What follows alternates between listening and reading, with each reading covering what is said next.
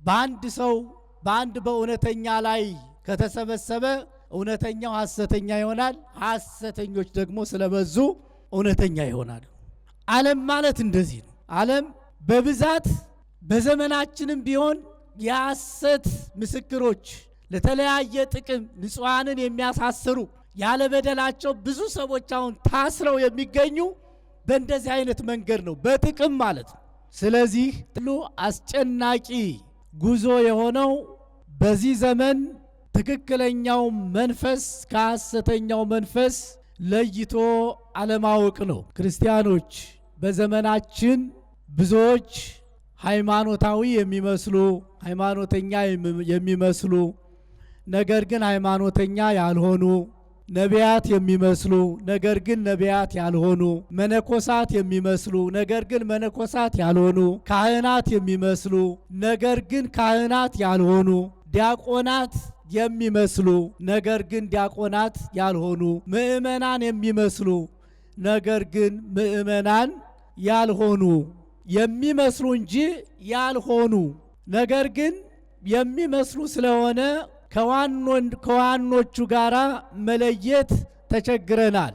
መላእክተ ጽልመት መላእክተ ብርሃን መስለው ከመጡ መላእክተ ብርሃንን ለመለየት ዋናው ምስጢር ምንድነው? መንገዱ ምንድነው? ትክክለኛውን መንፈስ ከሐሰተኛው መንፈስ ለመለየት እንዴት ይቻላል?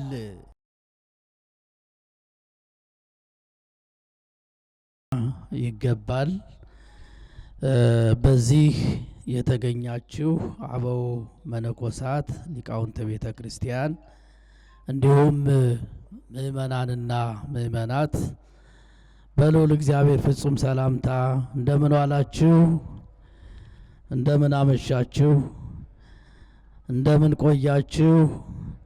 እግዚአብሔር አምላካችን በቸርነቱና በምሕረቱ ቀኑን በሰላም አውሎ አንደበታችንን በምስጋና ሞልቶ ጠዋት ኪዳኑን፣ ሌሊት ሰዓታቱን፣ ቀን ቅዳሴውን አስቀድሰን አሁን ደግሞ እሱ እንደወደደና እንደፈቀደ በሰርክ ጉባኤ ከጠዋት ጀምሮ እስከ ማታ ድረስ እግዚአብሔርን ማመስገን መታደል ነውና እግዚአብሔር መርጧችሁ እግዚአብሔር ቃሉን እንድትሰሙ ከያላችሁበት በቅዱስ መንፈሱ ጠርቷችሁ በዚህ የተገኛችሁ ሁላችሁም በዚህ እንድትገኙና ቃሉን ለመስማት እንድትዘጋጁ ስለፈቀደላችሁ እኔም እናንተን እርሱ እንደፈቀደ መጠን ለማስተማር ስለፈቀደልኝ የፈቀደልን በዚህ የሰበሰበን የአምላካችን ስሙ የተመሰገነ ይሁን።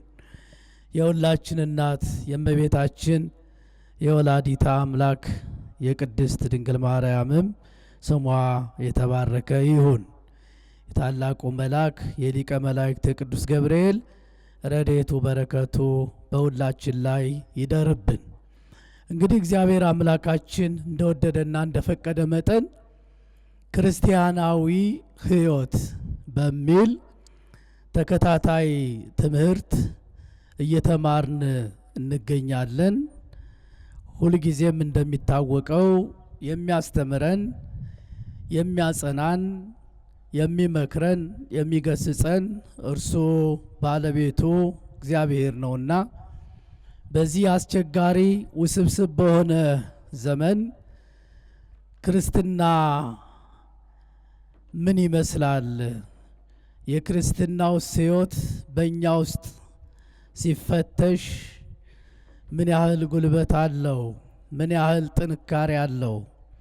የክርስትናውንስ መንገድ በአግባቡ ተረድተነዋል ወይ? ከተረዳነው ደግሞ እየኖርነው ነው ወይ? እንዴትስ መኖር አለብን የሚለውን እንማማራለን ማለት ነው። እንግዲህ ይህ ዓለም ከተፈጠረ ጀምሮ ዓለሙ ፍጻሜውን እስከሚያገኝ ድረስ በሰውና በእግዚአብሔር መካከል ያለው ግንኙነት ተጠናክሮ ይቀጥል ዘንድ ሰው እግዚአብሔር የሚያዝዘውን ነገር ማድረግ አለበት። እግዚአብሔርም ደግሞ ትእዛዙን ስንፈጽምለት ለኛ የሚያደርግልን ነገር ይኖራል ማለት ነው። የእግዚአብሔርን ትእዛዝ የሚጠብቅ ሰው እግዚአብሔር ደግሞ የሚፈልገውን ነገር ሁሉ ሊያደርግለት ታማኝ አምላክ ነው። ስለዚህ በክርስትና ሕይወታችን ትክክለኛ መንገድን የምንጓዝ ከሆነ እውነተኛውንም ሃይማኖት እውነተኛውንም መንገድ መርጠን የምንሄድ ከሆነ ጉዟችን መዳረሻችን ሁላችንም የምንናፍቃት ሰማያዊት ኢየሩሳሌም ናት። ወደዚያች ለመድረስ ግን መንገድ አለው። መንገዱ ደግሞ ሁላችሁም እንደምታውቁት መልካም ስራ መስራት፣ ለእግዚአብሔር መታዘዝ፣ እንደ እግዚአብሔር ፈቃድ መኖር፣ እንደ ክርስትና ሕይወት መመላለስ፣ ኦርቶዶክሳዊ ተዋሕዶ ሃይማኖትን አጽንቶ መጠበቅ ነው ማለት ነው። ስለዚህ ይህንን ሃይማኖታችንን እየመረመርን እየፈተሽ በዘመናችን ያለውን እውነተኛውንና ሐሰተኛውን እየለየን እውነተኛውን መንገድ ለመከተል ክርስትና ሕይወታችንን ሁልጊዜ መቃኘት አለብን። ለዚህ ነው እንግዲህ ክርስቲያናዊ ሕይወታችን ምን ይመስላል በሚል በተከታታይ እየተማማርን የምንገኘው። ስለዚህ እንደተለመደው ዛሬ ደግሞ የምንማርበት የትምህርታችን መነሻ ሐሳብ አንደኛ ዮሐንስ ምዕራፍ 1 ቁጥር 1 ላይ የተጻፈ ቃል አለ። ቃሉ ምን ይላል? ወዳጆች ሆይ ይላል፣ መንፈስን ሁሉ አትመኑ፣ ነገር ግን መናፍስት ከእግዚአብሔር ሆነው እንደሆነ መርምሩ የሚል ነው ዛሬ የምንማማርበት የትምህርታችን ርዕስ የሚሆነው። አንድ ላይ አብረን እንበለው እስቲ። ወዳጆች ሆይ በሉ፣ መንፈስን ሁሉ አትመኑ፣ ነገር ግን መናፍስት ከእግዚአብሔር ሆነው እንደሆነ መርምሩ። ብዙዎች ሐሰተኞች ነቢያት ወደ ዓለም ወጥተዋልና። እንግዲህ በዋናነት መናፍስት ከእግዚአብሔር ሆነው እንደሆነ መርምሩ ነው። መንፈስን ሁሉ አትመኑ፣ መናፍስት ከእግዚአብሔር ሆነው እንደሆነ መርምሩ የሚል ነው የትምህርታችን መነሻ ሐሳብ። በዘመናችን ለሰዎች ሁሉ አስጨናቂ ጉዞ የሆነው በዚህ ዘመን ትክክለኛው መንፈስ ከሐሰተኛው መንፈስ ለይቶ አለማወቅ ነው። ክርስቲያኖች በዘመናችን ብዙዎች ሃይማኖታዊ የሚመስሉ ሃይማኖተኛ የሚመስሉ ነገር ግን ሃይማኖተኛ ያልሆኑ፣ ነቢያት የሚመስሉ ነገር ግን ነቢያት ያልሆኑ፣ መነኮሳት የሚመስሉ ነገር ግን መነኮሳት ያልሆኑ፣ ካህናት የሚመስሉ ነገር ግን ካህናት ያልሆኑ፣ ዲያቆናት የሚመስሉ ነገር ግን ዲያቆናት ያልሆኑ፣ ምእመናን የሚመስሉ ነገር ግን ምእመናን ያልሆኑ፣ የሚመስሉ እንጂ ያልሆኑ ነገር ግን የሚመስሉ ስለሆነ ከዋኖቹ ጋራ መለየት ተቸግረናል። መላእክተ ጽልመት መላእክተ ብርሃን መስለው ከመጡ መላእክተ ብርሃንን ለመለየት ዋናው ምስጢር ምንድነው? መንገዱ ምንድነው? ትክክለኛውን መንፈስ ከሐሰተኛው መንፈስ ለመለየት እንዴት ይቻላል የሚለውን ነው ዛሬ የምንማማረው። በክርስትና ሕይወታችን ላይ እንቅፋት እየሆነብን ስለመጣ ነው። ብዙዎቻችን መቼም በዚህ ምድር ላይ ስንኖር በተለያየ በሽታ እንታመማለን። በዘመናችን በዚህ ምድር ላይ ስንኖር የተለያዩ ህመሞች ሊያሙን ይችላሉ። በሽታ ሊይዘን ይችላል። ታዲያ በሽታ ሲያመን አማራጫችን ሁለት መንገድ ነው። አንደኛው ወደ ሕክምና መሄድ ሊሆን ይችላል። ሁለተኛው ደግሞ ወደ ጸበል ሄዶ ተጠምቆ መፈወስ ሊሆን ይችላል። ታዲያ በዚህ ጊዜ ወደ ጸበል በምንሄድበት ሰዓት ብዙ ሰዎች አጋንንትን የሚያወጡ ሰዎች አሉ በዚያ በጸበሉ ውስጥ። ወይም ደግሞ በዚያ ያለው በጸበሉ ውስጥ የሚለፈልፉ መናፍስት ያደሩባቸው ጸበልተኞችና ተጠማቂዎች ይኖራሉ። ወይም ደግሞ በጸበሉ በተጠማቂዎች ላይ አድሮ የተለያዩ የቅዱሳንን ስም እየጠራ የሚዋሽ ሐሰተኛ መንፈስ ሊኖር ይችላል። ስለዚህ እነዚህን ነገሮች በምንድነው የምናውቃቸው? በምንድነው የምንለያቸው? አንደኛ ትክክለኛ አጥማቂ የሆነውን ከሐሰተኛው አጥማቂ በምን ልንለየው እንችላለን? አንድ። ሁለተኛ ደግሞ ትክክለኛ ተጠማቂ በሽተኛ የሆነውን ሰው በትክክል ታሞ ወደ ጸበል የሄደውን ሰው በምን መለየት ይቻላል? ሁለት።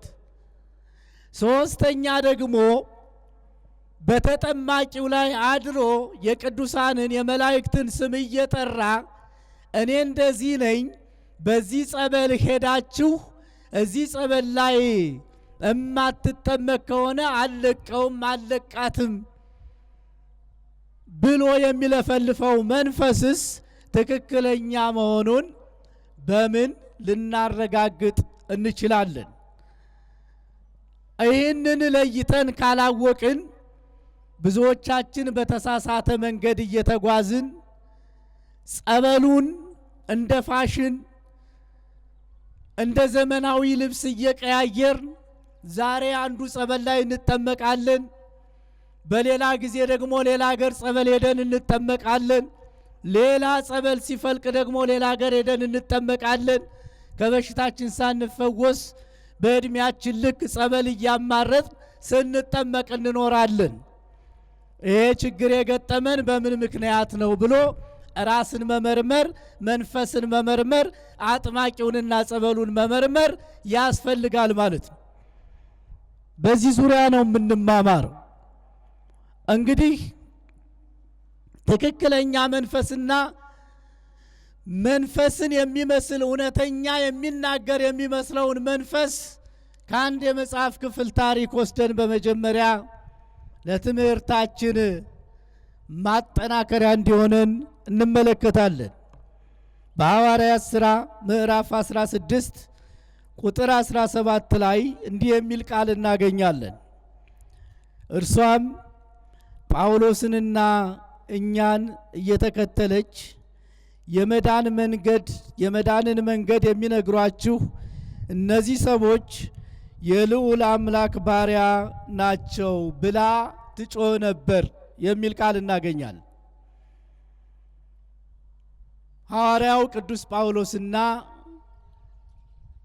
ቅዱስ ሲላስ እንዲሁም ደግሞ ደቀ መዝሙሩ የሐዋርያው ቅዱስ ጳውሎስ ደቀ መዝሙር ጢሞቴዎስ የሚባሉ እነዚህ የጌታ አገልጋዮች የጌታችን የኢየሱስ ክርስቶስ አገልጋዮች በዘመናቸው በመቄዶንያ ከተማ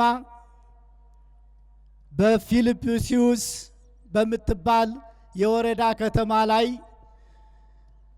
የእግዚአብሔርን ቃል በሚያስተምሩበት ጊዜ በሚናገሩበት ጊዜ በዚያ እግዚአብሔርን የማታምን ከአሕዛብ ወገን የሆነች የቀይ ሐር ነጋዴ የሆነች አንዲት ሊዲያ የምትባል ሴት የሐዋርያው የቅዱስ ጳውሎስን ትምህርት በመስማት ከነቤተሰቦቿ እንደተጠመቀችና ጌታችን አምላካችን መድኃኒታችን ኢየሱስ ክርስቶስን እንዳመነች ታሪኩን በዚሁ ምዕራፍ ላይ ከላይ ጀምረን ስናነብ እናገኘዋለን።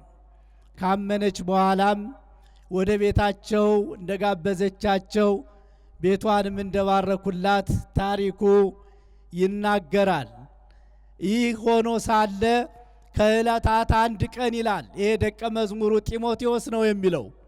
ጢሞቴዎስ የሚባለው የሐዋርያው የቅዱስ ጳውሎስ ደቀ መዝሙር ምን አለ? ከዕለታት አንድ ቀን በሰንበት አለ ወደ እምነት ቦታ ጉዞ አደረግን። ወደዚያ በምንሄድበት ጊዜም ይላል ወደዚያ በምንሄድበት ጊዜም አንዲት ሟርተኛ የሟርት መንፈስ ያደረባት ሴት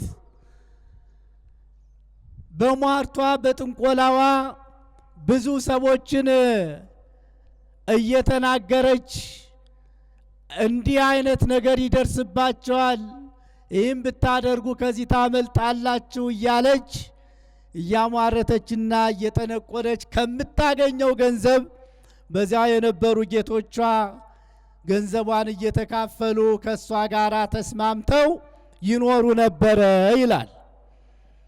ስለዚህ ይህች የሟርት መንፈስ ያደረባት ሴት ናት። እንግዲህ ጳውሎስንና እኛን ይላል ጢሞቴዎስ ነው የሚናገረው እየተከተለች የመዳንን መንገድ የሚነግሯችሁ እነዚህ ሰዎች የልዑል አምላክ ባሪያዎች ናቸው። የመዳንን መንገድ ነው የምትለው።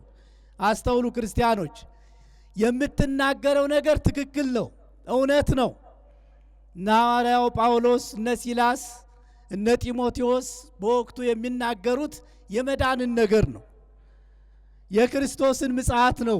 የክርስቶስን ከሰማየ ሰማያት መውረድ፣ በድንግልና በእቱም ድንግልና ሰው መሆን መወለድ፣ እንዲሁም ደግሞ ስለ ሰው ልጆች መከራ መቀበል፣ መሰቀል፣ መሞት፣ መነሳት፣ ማድረግ፣ መምጣት፣ ይህንን ነው የሚናገሩ የሚያስተምሩ። ስለዚህ በልጁ ያመነ የዘላለም ሕይወት አለው ተብሎ እንደተነገረ በክርስቶስ የሚያምን ሁሉ የዘላለም ሕይወት አለው እያሉ የመዳንን ነገር ነው የሚናገሩ። እውነት ነው። ነገር ግን ይህንን የመሰከረችው ሴት ይህንን እየተናገረችው ያለች የሟርት መንፈስ ያደረባት ይቺ ሴት ምክንያቷ ምንድን ነው? ምክንያቷ ምንድን ነው? በእውነት እነ ቅዱስ ጳውሎስ ሰዎች ስላላወቋቸው የአይሁድ ዜግነት ስላላቸው ዕብራውያን ስለሆኑ እነዚህ ደግሞ የሮሜ ሰዎች ስለሆኑ እነዚህ ስለማያውቋቸው እሷ የክርስቶስ መልእክተኞችና ደቀ መዛሙርት መሆናቸውን ለሌሎች ልትመሰክር ነው ወይስ ድብቅ ዓላማዋ ምንድን ነው? ይህንን ነው ማስተዋል የሚገባው። የምትናገረው ነገር ትክክል ነው ብያቸዋለሁ። የመዳንን መንገድ የሚያስተምሯችሁ የልዑል እግዚአብሔር ባሪያዎች ናቸው ነው ያለች። ይህንን የሚናገረው በእሷ ላይ ያደረው ምንድን ነው? ርኩስ መንፈስ ነው። አስተውሉ እንግዲህ ርኩስ መንፈስ ለቅዱሳን ሰዎች እውነትን ሲመሰክር ልብ ብላቸው አስተውሉ እንግዲህ። ዓላማው ግን ሌላ ነው። ድብቅ ዓላማ አለው። ይህ መንፈስ ድብቅ ዓላማው ምንድን ነው? ያችን ሴት በሚቃወሟት ጊዜ በዚያ የነበሩ ክርስቶስ እንዲጠራ የማይፈልጉ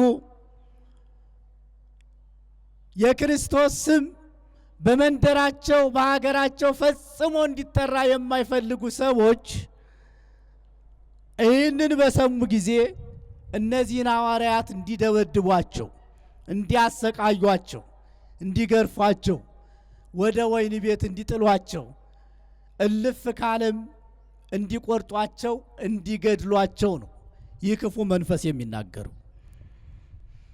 እና የተፈራው አይቀርም። እንደዚህ እያለች ስትጮህ በየቀኑ እነሱ ወደ ቤተ እምነቱ እየሄዱ ስለ ክርስቶስ ሲያስተምሩ በኋላ እየተከተለች ይህንን ቃል እየደጋገመች ትናገራለች። በዚህን ጊዜ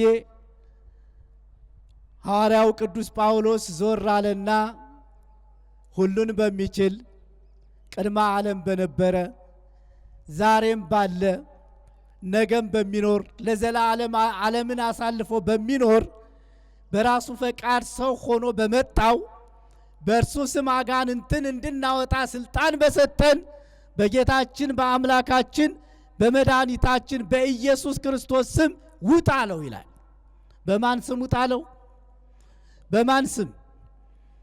በጌታችን በኢየሱስ ክርስቶስ ስም ውጣ አለው። ወዲያውኑ ከዚች ሴት መንፈሱ ወጣ።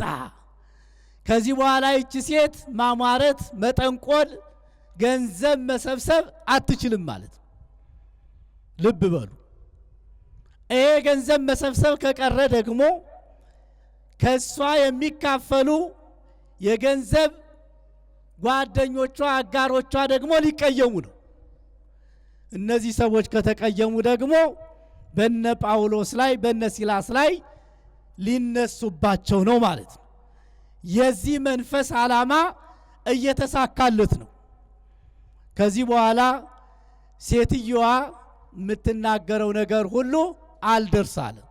አያችሁ፣ ጠንቋይ ወይም አስማተኛ ወይም ሟርተኛ ወይም መተተኛ የሚባለው ሰው በመጀመሪያ ቃል ኪዳን የሚገባው ከመንፈሱ ጋር ነው። ከየትኛው መንፈስ ጋር? ከርኩስ መንፈስ ጋር። እኔ ላንተ የማደርግልህ የፈለግከውን ነገር ማድረግ እችላለሁ፣ አንተም እኔ የምፈልገውን ነገር ሁሉ አድርግልኝ፣ ፈጣሪዬን እክዳለሁ፣ አንተን አምናለሁ ብሎ ከሰይጣን ጋር ቃል ኪዳን ገብቶ ነው ሟርተኛ የሚሆን አንድ ሰው፣ ጠንቋይ የሚሆን አስማተኛ የሚሆነው። በዚህ መንገድ ሰይጣኑና ሰውየው ቃል ኪዳን ገብተው ሰውየው ለሰይጣኑ ግብር ይገብራል፣ ሰይጣኑ ደግሞ ሰዎች የሚያደርጉትን ነገር ለዚህ ሰው ያሾከሹክለታል። ይሄ ሰው ደግሞ ይናገራል ማለት ነው። ከዚያ እገሌ እንደዚህ ነው፣ እገሌ እኮ ነቢይ ነው፣ እገሌ እኮ እንደዚህ ነው፣ ደግ ነው፣ ወይም የተለያየ ስም ሊሰጠው ይችላል። አዋቂ ነው። ይሄ ሰይጣን ሲወጣ ነው። ይሄ ሰይጣን ሲወጣ ይቺ ሴትዮ ማሟረቷ ሲቀር ሰዎች ሁሉ መከተሉን አቆሙ። እሷን መከተሉን አቆሙ። ያ መንፈስ ሲነሳ ከዚህ በኋላ ሐዋርያው ቅዱስ ጳውሎስንና ሲላስን ይቺ ሴትዮ በላይዋ ላይ ባደረው መንፈስ የሰዎችን ማንነት እየተናገረች ሰዎችም እውነት መሆኑን እያመኑ ገንዘብ እየሰበሰበች ከኛ ጋር ትካፈል የነበረውን ያስቀሩብን እነዚህ ክፉዎች ሰዎች መጥተው ነው።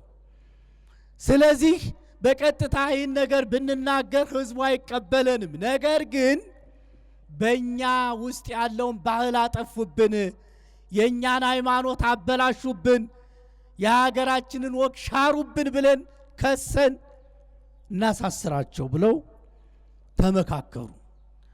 ብዙ ሐሰተኛ ተሰብስቦ በአንድ ሰው በአንድ በእውነተኛ ላይ ከተሰበሰበ እውነተኛው ሐሰተኛ ይሆናል። ሐሰተኞች ደግሞ ስለበዙ እውነተኛ ይሆናሉ። ዓለም ማለት እንደዚህ ነው። ዓለም በብዛት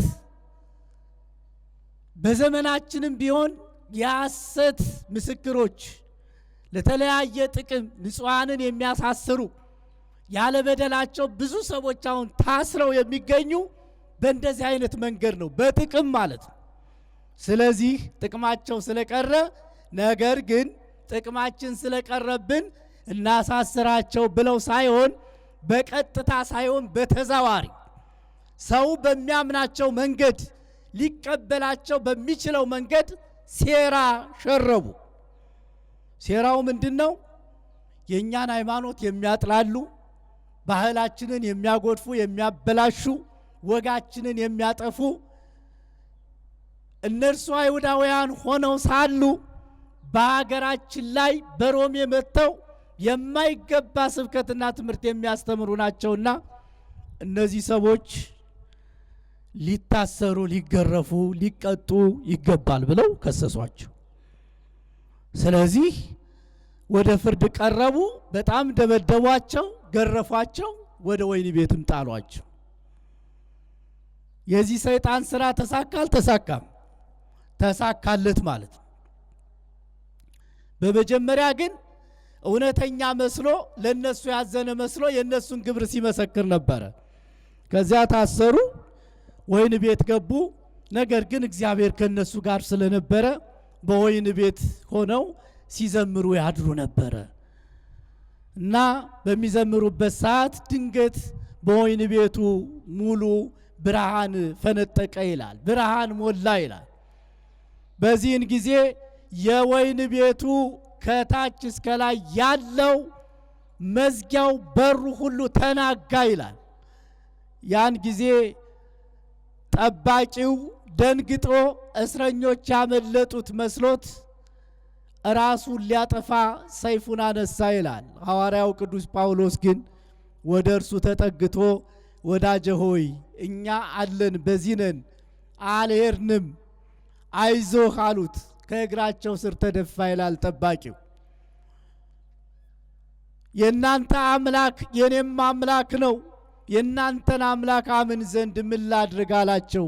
አስተማሩት፣ መከሩት፣ ከነ ቤተሰቦቹ አጠመቁት። በቤቱም ወስዶ እነሱን ተቀብሎ መገባቸው፣ ተንከባከባቸው፣ ቁስላቸውንም ሁሉ አሸላቸው ይላል። ክብር ምስጋና ለአምላካችን ይሁን። አሁን ከዚህ የምንማረው ምንድን ነው? ይሄ መንፈስ ምንም እንኳን ክርስቶስ ከነሱ ጋር ሆኖ ባያሸንፋቸውም ነገር ግን ዓላማው ተሳካለት ማለት ነው። በዘመናችን ብዙ ልንመረምራቸው የሚገቡ ነገሮች አሉ። ብዙ ልንመረምራቸው የሚገቡ ነገሮች አሉ። ምክንያቱም ሃይማኖተኞች ከሆን ክርስቶስን እናምናለን ካል ክርስቶስን ከቤልሆር ቤልሆርን ደግሞ ከክርስቶስ መለየት የግድ ይገባል። ሁለተኛ ቆሮንቶስ ምዕራፍ 13 ቁጥር 5 ላይ እንዲህ ይላል፣ በሃይማኖት ብትኖሩ ራሳችሁን መርምሩ፣ ራሳችሁን ፈትኑ ይላል። በምን ብትኖሩ? በሃይማኖት ብትኖሩ ራሳችሁን መርምሩ፣ ራሳችሁን ፈትኑ ይላል። የምከተለው ክርስትና ምን ይመስላል? የምከተለው ክርስትና ወዴት ነው የሚያደርሰኝ? መነሻዬ የቱ ነው? መድረሻዬስ የትኛው ነው? እኔስ የቆምኩበት በአሁን ሰዓት ያለውበት ሁኔታ ምን ይመስላል? በቀጥታ ሃይማኖቴን ተረድቼ የሥላሴን አንድነት፣ ሶስትነት፣ ምላት፣ ስፋት፣ ርቀት፣ ቅድመ ዓለም መኖሩን አሁንም ያለ መሆኑን ዓለምንም አሳልፎ ለዘላለም የሚኖር አምላክ መሆኑን በአንድነትና በሶስትነት በትክክል የማምን ክርስቲያን ነኝ ወይ ብሎ ራስን መመርመር ያስፈልጋል። ከዚህ በፊት የነበሩ አባቶቼ ዛሬ በመጽሐፍ ቅዱስ ታሪካቸው ተጽፎ ለኔ የሚሰበክልኝ ሃይማኖታቸው የቀና ነቢያት፣ ሐዋርያት፣ ጻድቃን፣ ሰማዕታት በክርስትና እምነታቸው እግዚአብሔርን በማመናቸው ከየት እስከ የት ድረስ ደረሱ? መነሻቸው ምንድነው? መድረሻቸውስ ምን ነበረ? እውነት ምንድናት? እውነት ያለችው በየትኛው ሃይማኖት ውስጥ ነው? እየተከተልኩት ያለው ሃይማኖት ትክክለኛ ነው አይደለም? ትክክለኛ ከሆነ እኔ ነኝ የተሳሳትኩ ሃይማኖቱ ነው? ይህንን ለይቶ ማወቅ ያስፈልጋል፣ መመርመር ያስፈልጋል። አዎ ይህንን እምላችሁ እንዲሁ ዝም ብዬ አይደል። በዘመናችን ብዙ ፈታኝ ነገሮች ስላሉ ነው። በዘመናችን በጣም የሚፈትኑ ጉዳዮች ስላሉ ነው። ቤተ ክርስቲያን እንዳትመጡ ተስፋ ሊያስቆርጧችሁ የሚችሉ ኧረ እንዳው ቄስ ከማይ፣ መነኩሴ ከማይ፣ ዲያቆን ከማይ እቤቴ ብቀመጥ ይሻለኛል ብላችሁ ተስፋ ልትቆርጡ የደረሳችሁ ክርስቲያኖች ልትኖሩ ስለምትችሉ ይህንን ለማመልከት ነው። አዎ የሚያሰይ ነገር ስላለ ነው። የሚያስብል ነገር ስላለ ነው። ዛሬ መቼም ሁሉም ነገር አደባባይ የወጣ ነው። የተደበቀ የተሸሸገ የተከደነ ነገር የለም። እንደምታውቁት ዛሬ የቤተ ክርስቲያን ገበና በአጠቃላይ አደባባይ ወጥቶ የተሰጣበት ከታላላቅ አባቶች እስከ ታናሹ ድረስ ሁሉም በስህተት ውስጥ እንዳሉ የሚያመለክቱ እውነትም የሆኑ እውነትም ያልሆኑ ወሬዎች በጆሮዎቻችሁ ይደርሳሉ፣ በዓይኖቻችሁም ትመለከታላችሁ። ከዚህ ተነስታችሁ ትክክለኛውን ሳትመረምሩ ሳትፈትኑ ተሰናክላችሁ እንዳትቀሩ ይህንን ለማመልከት ነው። እውነተኛውንና ደናውን እንዴት መለየት እንዳለባችሁ እንድታውቁ ነው ይህንን ርዕስ የመረጥኩት። መቼም እኛ ሃይማኖታችንን ስንከተል አብዛኞቻችን ሰዎችን ተመርኩዘን ነው። አንድ ጥሩ ሰባኪ፣ አንድ ጥሩ መምህር፣ አንድ ጥሩ ዘማሪ በመድረክ ላይ ጥሩ ሲያስተምረን ከነበረ ወይም ጥሩ አድርጎ እየዘመረ በዝማሬው ሲያስደስተን ከነበረ ወይም አንድ ካህን ድምፀ መረዋ ድምፁ የሚያምር ካህን ሲቀድስ ሲያስደስተን ከነበረ በተለያየ መንገድ ያሉ ሰዎች በቤተ ክርስቲያን ለቤተ ክርስቲያን ይሆናሉ ብለን ያመናቸው ሰዎች በድንገት ተንሸራተው በስህተት ወድቀው ከተመለከትን እኛ ጭምር አብረን እየወደቅን ስላስቸገርን ነው። በዘመናችን እንዲህ አይነት መሰናክል ስለገጠመን ነው።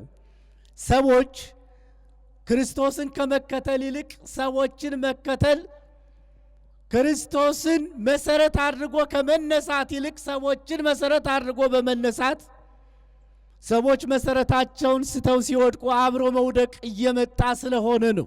ክርስቲያኖች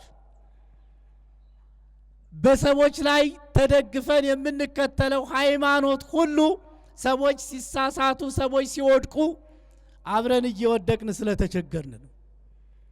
ስለዚህ እንዳንወድቅ መሰረታችን የጸና እንዲሆን መለየት ያስፈልጋል። ሰይጣኑን ከቅዱስ ሚካኤል ለይቶ ማወቅ ያስፈልጋል። የብርሃን መልአክ መስሎ የሚመጣውን ሰይጣን፣ በቅዱስ ሚካኤል ስም የሚመጣውን ሰይጣን በደንብ አድርጎ ማወቅና መመርመር ስለሚያስፈልግ ነው። የአፎሚያን ታሪክ ታስታውሳላችሁ ሁላችሁም።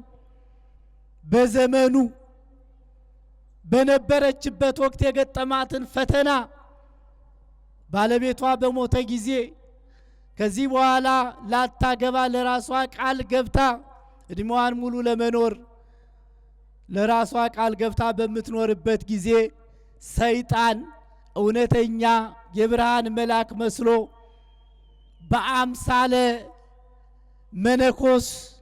መነኩሴ መስሎ ሴት መነኩሲት መስሎ ነው የሄደባት።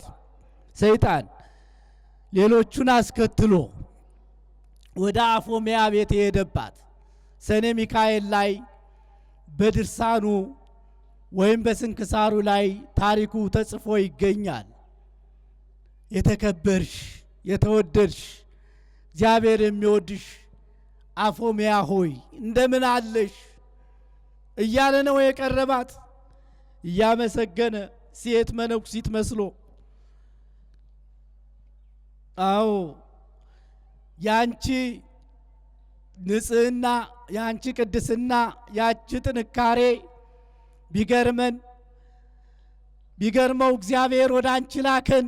ይበቃሻል። እስካሁን ድረስ የተበደልሽው ይበቃሻል። እስካሁን ድረስ በዚህ በወጣትነት ዘመንሽ ያለ ትዳር የኖርሽው ዘመን ይበቃሻል። ከዚህ በኋላ በውበትሽ በደም ግባትሽ የሚማልሉ አንቺን የሚመኙ አንቺን የሚፈልጉ ብዙ ሰዎች አሉ። የነገስታት ዘሮችም አሉ። ስለዚህ ማግባት አለብሽ። ባልሽ ከሞተ ማግባት የሚከለክልሽ የለም እያለ ይፈትናት ጀመረ እና አስኬማከኒ ሰናይ ወቃልከኒ እኩይ አለችው። በእውነት የለበስከው ያጠለቅከው ቆብ ያምራል፣ አነጋገር ግን የከፋ ነው። ኦፈ መንጢጥ የምትባለው ወፍ እንኳን ባሏ ከሞተ በኋላ ምላሷን ሰንጥቃ ወንዶች ሲመጡባት በተሰነጠቀው ምላሷ እያፋጨች ወንዶችን እያባረረች ሳታገባ ዕድሜ ልኳን ትኖራለች። እኔ ከዚያች ወፍ አንሳለሁን? እኔ ባልፈልግልኝ ብያለሁን? ሂድ ከፊቴ ብላ የቅዱስ ሚካኤልን ስዕል ይዛ ስትወጣ ዝቶባት ከፊቷ እንደ ጢስ በኖ ጠፋ ይላል። የሰይጣን ስራ ማስመሰል እንጂ ፍጻሜ የለው። ሰይጣን ቃሉን አለስልሶ አሳምሮ በሰውም ላይ አድሮ ሊሆን ይችላል። በራእይም ደግሞ የብርሃን መልአክ መስሎ በህልም ተገልጦ ሊሆን ይችላል። ወይም ደግሞ ጸበል ላይ ሄዶ በአንዱ ሰው ላይ አድሮ እየለፈለፈ ሊሆን ይችላል። በተለያየ መንገድ ውሸት የሆነውን ነገር ቀምሞ አሳምሮ ሰዎች እንዲያምኑት አድርጎ ማሳመን ነው የሰይጣን ዋናው ዓላማው ማለት ነው። ስለዚህ እንደዚህ በሚላት ጊዜ ይህንን ብላ ለጊዜው ስታሸንፈው ምን አላት? አይ ለዛሬው ባይሳካልኝም በሌላ ጊዜ ግን እንደሚሳካልኝ እርግጠኛ ነኝ ብሎ ዝቶባት ሄደ። የሰኔ ሚካኤል የቅዱስ ሚካኤል የክብሩ በዓል ስለሆነ ለእግዚአብሔር የምስጋና መስዋዕት ሊያቀርብ ወደዚያ ይሄዳል ከቅዱሳን መላእክት ጋር። ያን የመጥቼ እሱ ሲያድንሻ ያለሁ ያን ያስትሻለሁ ብሎ ዝቶባት ሄደ ይላል። ከዚያ የሰኔ ሚካኤል ደግሞ የብርሃን መልአክ መስሎ የወርቅ ዘንግ ይዞ ተኩነስንሶ መልኩ አምሮ፣ አሁንኛ ሰይጣን ሲባል በጣም ጥቁር የሚያስጠላ የሆነ ነገር አድርገን ነው የምንስለው። ያው ግብሩ የከፋ ስለሆነ ስራው የከፋ ስለሆነ ብዙ ጊዜ በዚህ መልክ ነው የሚገለጽ። በስዕልም ቤተ ክርስቲያን ላይ ምናልባት ስዕሉ ተስሎ ካያችሁ ጥቁር ሆኖ በጭንቅላቱ ላይ ቀንድ አብቅሎ ጅራት ያለው ሆኖ ነው ተስሎ የምናየው አይደል? ሰይጣንን እንደዚያ ነው እኛ የምናስበው። እና ስናስበውም ሰይጣን እንደዚህ ነው የሚመስለን እንጂ ቀይ ሆኖ መልከ መልካም ሆኖ እንደው ያማረ ሆኖ ይመጣል ብለን አናስብም ብዙዎቻችን። እሱ ግን የብርሃን መልአክ ይመስል ዘንድ ይችላል፣ በመጽሐፍም እንደተጻፈ። ስለዚህ የሰኔ ሚካኤል መጣ የወርቅ ዘንጉን ይዞ ባማረ መልክ አጽፉን ክንፉን ተጎናጽፎ መጣና ሰላም ለኪ ፍቅርቴ አፎሜያ፣ ወዳጄ የምወድሽ አፎሜያ ሆይ ሰላም ላንቺ ይሁን፣ ዛሬ ወደ አንቺ መጥቻለሁ። ያ የተረገመ ሰይጣን አለ ራሱ እኮ ነው እንዲህ የሚለው። ያ የተረገመ ሰይጣን የሰኔ ሚካኤል ቅዱስ ሚካኤል ወደ ፈጣሪው ምስጋና ሊያደርስ ስለሚሄድ በዚያን ጊዜ መጥቼ አስትሻለሁ ያድንሽ እንደሆን እስኪ አያለሁ ብሎ ሲዝትብሽ ስለሰማሁ ላድንሽ መጣሁ አላት። አያችሁ ምእመናን እንዴት እንደሚያምር ቃሉ እንዴት እንደሚጣፍጥ። እውነት ቅዱስ ሚካኤል እንደው እንዲህ አይነት ቃል እየተናገረ ሰይጣን እንዲህ አይነት የሚያባብል ቃል ይናገራል ብሎ ማን ያምናል? ማንም አያምንም፣ ማንም አይገምትም። እሷም ደግሞ እንደው ጠንካራ ሴት ስለሆነች ነው እንጂ ነው እንዴ? አይ ቅዱስ ሚካኤል ባለውለታዬ፣ በእውነት ጸሎቴን ሰምተህ በዕለተ ቀንህ ከዚህ ርኩስ መንፈስ ልታድነኝ መጣህን? ሰላም ለከ ብላ ልሰግድለት ትችል ነበረ። ግን ሴትየዋ የዋዛ ሴት አይደለች። እንዲሁ ዝም ብላ ሳትመረምር ያገኘችውን የምትከተል የነገሯትን ሁሉ በይሆናል አሜን ብላ የምታምን ሴት አይደለች። በጣም የተማረች የተመራመረች ባለቤቷ ራሱ በሚገባ አስተምሮ መክሮ የሚዘክሩትን ዝክር ያለመዱትን መንፈሳዊ ጸሎት ሁሉ እንዳታቋርጥ ተናዞ ነው የሞተ ባለቤቷ። እና በጣም የጸናች ናት በሃይማኖቷ። በእውነት መልክህ፣ ቁመናህ፣ ክንፍህ፣ የወርቅ ዘንግ አያያዝህ በአጠቃላይ ቅዱስ ሚካኤልን ይመስላል አለችው። እውነት ነው ትመስላለህ። ነገር ግን አለችው እኔ ቤት ያለው የቅዱስ ሚካኤል ስዕል በበትሩ ላይ ትምህርተ መስቀል አለበት። አንተ የያዝከው በትር ግን ትምህርተ መስቀል የለበትም። ስለዚህ ቅዱሳን መላእክት የያዙት በትር በሙሉ ትምህርተ መስቀል አለበት፣ አንተ የያዝከው ግን የለበትም። ሰይጣን መስቀል አይወድማ። ሰይጣን መስቀል አይወድም። ሰይጣን በምንም ተአምር እንደ መስቀል የሚፈራው ነገር የለም። ለዚያ ነው እኮ የምናማትበው። በስመ አብ ወወልድ ወመንፈስ ቅዱስ ስንል እኮ 40 ክንድ ነው የሚርቀው ሰይጣን። ለዚያ ነው የምናማትበው። ይህንን ስለማይፈልግ መስቀል ያለውማ ይዞ እንዴት ሊመጣ ይችላል? አይችልም። እንዲህ ስትለው ምን አላት? አንዳንዴ አላት አንዳንዴ እኛ ቅዱሳን መላእክት የወርቅ ዘንግ አንይዝም አላት።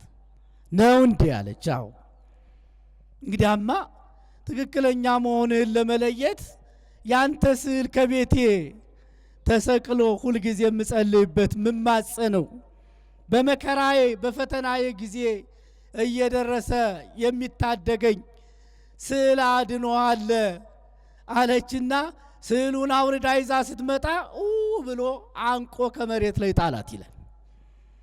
በዚህን ጊዜ ታላቁ መልአክ ቅዱስ ሚካኤል መጥቶ እሱን እንደገና ረግጦ አስለፍልፎ ከዚህ በኋላ ያውኑን ተወኝ፣ በመጀመሪያ ከዚያ ከማይረጌ ከክብሬ ያወረድከኝ አንተ ነህ። ዛሬ ደግሞ እየተከተልክ ለምን ታሳድደኛለህ? የኔ ሥራ ሰዎችን ማሳት ነው። የኔ ሥራ የሰዎችን ወደ መጥፎ መንገድ መምራት ነው። ስለዚህ የፈለግኩትን እንዳላደርግ ነፃነቴን ለምን ትነሳኛለህ አለው። እዚህ በኋላ የኔ ስም በተጠራበት ቦታ ላትደርስ ቃል ግባ መሐላ ማል ብሎ አስምሎ አስለፍልፎ ከዚያ እንደ ጢስ ተኖ በኖ እንዲጠፋ አደረገው። ቅድስት አፎምያንም ታደጋት ይለናል። ክብር ምስጋና ለአምላካችን ይሁን። እና አያችሁ ሰይጣን እንዴት ሆኖ እንደሚመጣ ነው እያሳዩአችሁ ያለው። መርምሩ፣ በሃይማኖት ብትኖሩ ራሳችሁ መርምሩ። ወዳጆች ሆይ መንፈስን ሁሉ አትመኑ ነው የትምህርታችን ሐሳብ። ነገር ግን መናፍስት ከእግዚአብሔር እንደሆኑ እርሱን መርምሩ። ትዕግስት ያስፈልጋል። እያንዳንዱ ነገር አንድ ሰው ተሰናከለ ሲባል አብሮ መሰናከል አይደለም። አንድ ሰው እንዲህ ነው ሲባል አብሮ እንደው ተከትሎ ጅው ብሎ መሄድ አይደለም። እንደው ይሄ ነው አሁን ያስቸገረን፣ ክርስትናውን ያስቸገረን ይሄ ነው። ሰው የእግዚአብሔርን ቃል ከመማር በጣም ተጭዋውን ቅስቀሳ ተደርጎ ሞንታርቦ ምኑ በጣም በከተማው ዞሮ ከአዲስ አበባ ሰባኪ ሊመጣ ነው ዘማሪ ሊመጣ ነው ሲባል ሜዳውን መሙላት። እዚህ ያለው ሰው ደግሞ ትክክለኛውን ትምህርት እያስተማረ እናንተን ለማስተማር ሲቆም ደግሞ ሰው የለም። ምን ማለት ነው? አያችሁ ክርስትናችሁ ምን ላይ እንደቆመ፣ ክርስትናችን ምን ላይ እንዳለ በዚህ ብቻ 100% ማረጋገጥ ይገባል።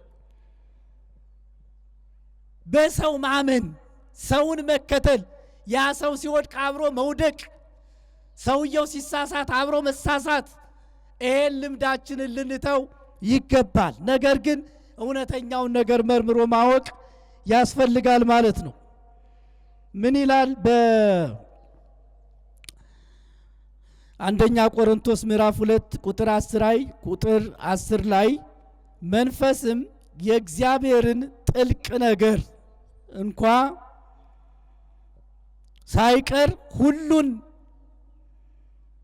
ይመረምራልና ለኛ እግዚአብሔር በመንፈሱ በኩል ገለጠው ይላል። ይህንን በደንብ አድርጋችሁ ቃሉን ስሙት። መንፈስም የእግዚአብሔርን ጥልቅ ነገር እንኳ ሳይቀር ይመረምራልና ለኛ እግዚአብሔር በመንፈሱ በኩል ገለጠው ይላል። መንፈስ የእግዚአብሔርን ጥልቅ ሐሳብ ይመረምራል የተባለ ራሱ እግዚአብሔር የሆነው መንፈስ ቅዱስ ነው። ራሱ እግዚአብሔር የሆነው መንፈስ ቅዱስ የእግዚአብሔር አብን የእግዚአብሔር ወልድን ህልውናቸውን ከነሱ ጋር እኩል ስለሆነ ያውቃል። እሱ ራሱ እግዚአብሔር ስለሆነ ስለዚህ እሱ ደግሞ ይላል እሱ ደግሞ ለኛ እግዚአብሔር በመንፈሱ በኩል ይህንን እንድንመረምር ደግሞ ለኛ ገለጠው ይላል። በመንፈሱ በኩል ለሐዋርያት በዚያ በጽርሐ ጽዮን ተቀምጠው ሳለ የተደፈነባቸውን የተዘጋባቸውን ጌታችን አምላካችን መድኃኒታችን ኢየሱስ ክርስቶስ እሱ ከዋለበት እየዋሉ ካደረበት እያደሩ ገቢረ ተአምራቱን ባይናቸው እያዩ ያ ሁሉ ተደፍኖባቸው የነበረውን ተዘግቶባቸው የነበረውን ያን ምስጢር የገለጠላቸው ይህ መንፈስ ነው። በጽርሐ ጽዮን ሳሉ እየጸለዩ እያለ በእያንዳንዳቸው ላይ ወረደባቸው ይላል። በራሳቸው ላይ በእሳት ክፍልፋዮች አምሳል ሲያርፍባቸው አስተዋሉ። ኢየሱስ ክርስቶስ ይነግራቸው የነበረውን ያስተምራቸው የነበረውን በዘመኑ ያደርገው የነበረውን ድንቅ ድንቅ ገቢረ ተአምራት ሁሉ ማጤን ጀመሩ። ወደ ራሳቸው ተመለሱ። እውነተኛውን ነገር መመርመር ጀመሩ። ያንን ከመረመሩና መንፈስ ቅዱስ ከገለጠላቸው በኋላ ግን የማይመለሱ ስለ ክርስቶስ ለመመስከር ስለ እውነተኛው ሃይማኖት ስለ መናገር ለማስተማር የማይመለሱ ጨካኞች በነፍሳቸው እንኳን ሳይቀር የተወራረዱ ሆኑ ይላል።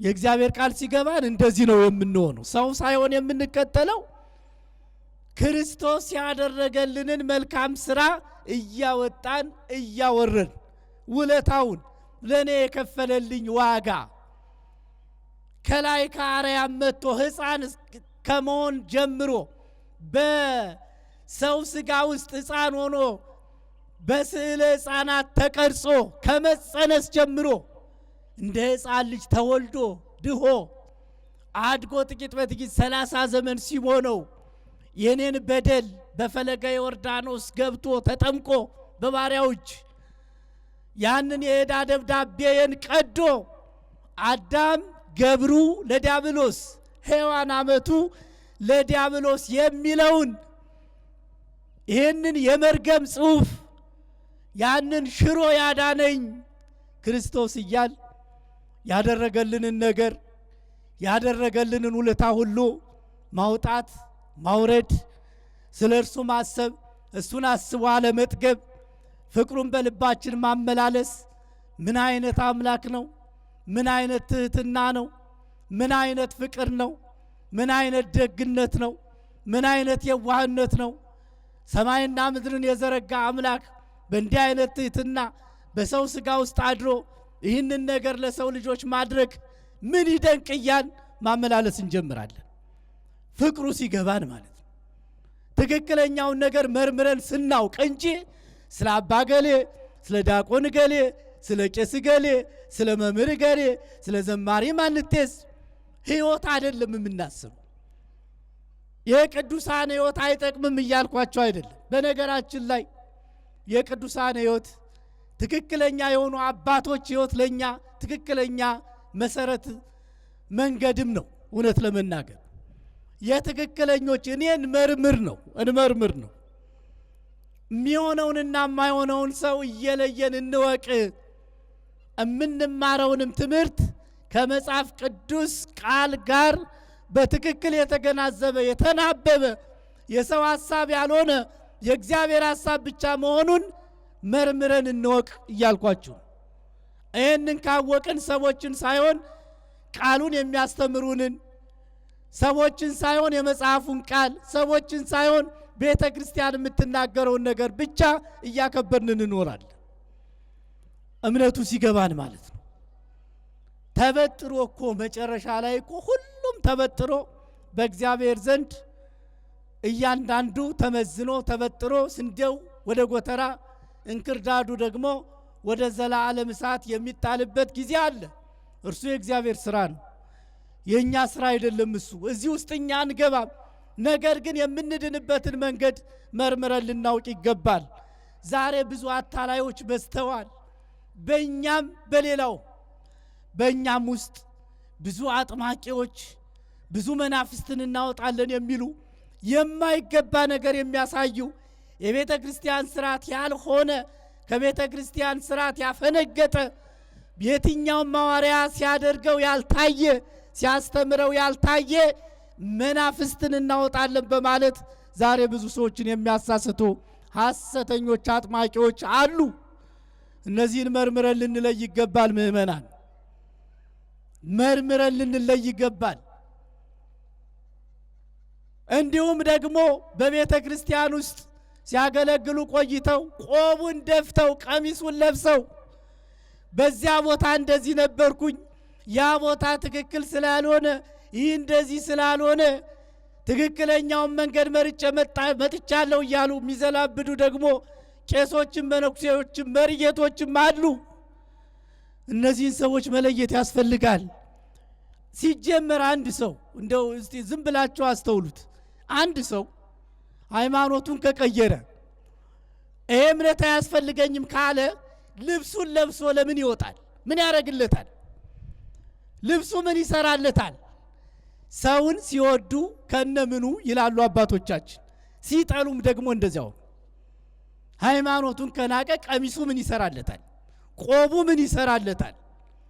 እያንዳንዱ የቤተ ክርስቲያን ልብስ ቤተ ክርስቲያን ትክክል አይደለችም፣ እንዲህ አይነት ችግሮች አሉባት ካለ ይቺ ቤተ ክርስቲያን የሥርዓት ልብስ ያለቻቸውን አልባሳት ንዋያተ ቅድሳት መልበስ ምን ያስፈልጋል?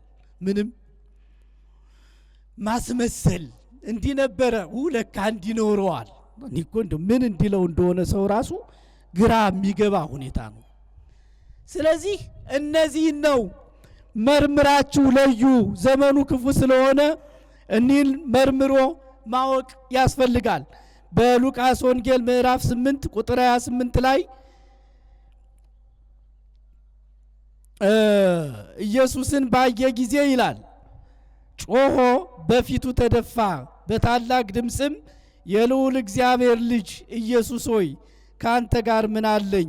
እንዳትሰቃየኝ እለምንሃለሁ አለ ይላል። ይህንንም የሚል ሰይጣኑ ነው። ልብ አድርጉ እንግዲህ ክርስቲያኖች፣ የልዑል እግዚአብሔር ልጅ የልዑል እግዚአብሔር ልጅ ኢየሱስ ሆይ። እንዴ ሰይጣንም እኮ እንዲህ እያደረገ ስለ ኢየሱስ ክርስቶስ የልዑል እግዚአብሔርነት የልዑል እግዚአብሔር ልጅነት በሙሉ ልብ እኮ ይመሰክራል። ይኸው መጽሐፍ ቅዱስ ላይ ተጽፏል። ታዲያ ዛሬ ስለ ኢየሱስ ክርስቶስ ያወራው ሁሉ ስለ ኢየሱስ ክርስቶስ እንዲህ ነው ያለው ሁሉ እውነተኛ ነው ብሎ ማመን ይቻላል? አይቻልም። ወይም ፍሬሆሙ ተአምርዎሙ፣ ትልቁ ነገር ከፍሬያቸው ታውቋቸዋላችሁ የሚለው ቃል ነው የሚያሳምነው። ክርስቲያኖች፣ ማንኛውም ሰው በሚናገረው ብቻ ሳይሆን በሚኖረው፣ በሚሰራው፣ በሚያደርገው፣ በሚያከናውነው ምንነት የሰው ማንነት ይታወቅ። ዛሬ ብዙዎች የሚናገሩት ቃልና እነርሱ የሚሆኑት ሁኔታ የሰማይና የምድር ያህል ርቀት አለው። የሰማይና የምድር ያህል ማለት ነው። ኢየሱስን የሚሰብክ ሰው ኢየሱስን መምሰል አለበት። ሐዋርያው ቅዱስ ጳውሎስ እኔ ክርስቶስን እንደምመስል እናንተ ደግሞ ምን አለ? እኔን ምሰሉ። በቃ ይሄ ነው። እኔ እርሱን ነው የምመስል አለ። እንዴ በጣም እኮ የሚገርም በእውነት ለጆሮም ለመስማት በዓይንም ለማየት የሚሰቀጥጥ በጣም ሐሰቱ ራሱ እኔ ሰው ምንድነው ምን አይነት አዚም ነው የወረደባችሁ ይላል። በእውነት አዚም ነው እንጂ እንደው ሰው በዚህ ዘመን ይህን እያየ እንደው ቤተ ክርስቲያን ዝም ብሎ ምንም ባትሰበኩ ምንም ባትማሩም እንኳን እውነት ነው የምላችሁ እንደው ሰባኪም አይኑር ምንም አይኑር እንደው የቤተ ክርስቲያኑ ከበሩ ጀምራችሁ ስትመጡ እኮ ራሱ እኮ ይሰብካችኋል እኮ። ቤተ ክርስቲያን ራሷ ሰባኪ እኮ ናት። አሰራሯ ራሷ ቤተ መቅደሱ፣ ማህሌቱ፣ ቅድስተ ቅዱሳኑ፣ የካህናቱ ሁኔታ፣ አለባበስ፣ ስርዓት፣ ቅዳሴውን እንዴት እንደሚቀድሱ በተባረዮ አንዱ ያንዱን ሌላው የሌላውን ሳይጋራ የህዝብ የሆነው የህዝብ የገባሬ ሰናይ ዲያቆን የሆነው የገባሬ ሰናዩ የንፍቁ ዲያቆን ቄስ የሆነው የራሱ የገባሬ ሰናይ ቄስ የሆነው የራሱ እያንዳንዱ ስርዓቱ እኮ ሲባል እንዲሁ ዝም ብሎ እኮ ቃሉ ይሰብካቸዋል እኮ። ቤተ ክርስቲያን እኮ ዝም ብላ ትሰብካለች፣ ታስተምራለች። ጉልላቷ ያስተምራል እኮ ቤተ ክርስቲያን። ጉልላቱ ራሱ ይሰብካቸዋል እኮ። መስቀሉ ይሰብካል እኮ ዝም ብሎ እና እኔ አንዳንድ ጊዜ በጣም ልብ ሲታወር በጣም ከባድ ነው እና እንዲያው እንደዚህ ሆኖ ካልሆነ እንዴት ነው ክርስቶስን እንዲያው ይህንን ይመስላል ነንተናን ይመስላል ብለን ብናየው ክርስቶስ ባስተማረው አስተምሮ ስንመለከተው አካሄዱ ያንን ይመስል ነበር። የሐዋርያት አካሄድ አሁን የምናያቸውን ነቢያት ነን ባዮች ወይም ሌላ መናፍስትን እናወጣለን የሚሉ የሚያጭበረብሩ እነዚያን የሚመስል ሐዋርያ የት ነው ያያችሁ? በመጽሐፍ ቅዱስ ውስጥ መጽሐፍ ቅዱሱን መርምሩት እንጂ የትኛው መጽሐፍ ቅዱስ ነው? እና ሐዋርያው ቅዱስ ጳውሎስ አንተ እንደዚህ ናውጣ በእንደዚህ እያሉ በተለያየ ነገር እንዴ! በጣም የሚገርም እኮ ነው በእውነት። እኔ ከሰማሁት ሁሉ ደግሞ የሚያሳዝነኝ ተደጋጋሚ ሰምታችሁት ሊሆን ይችላል።